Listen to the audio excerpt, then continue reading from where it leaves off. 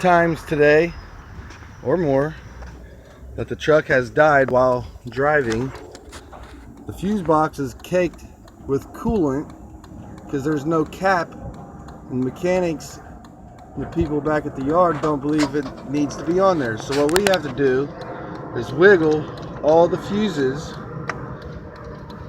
until it finally decides it wants to start.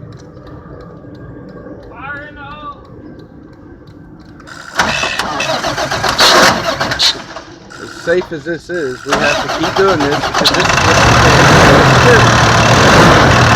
Alright. Coolant everywhere.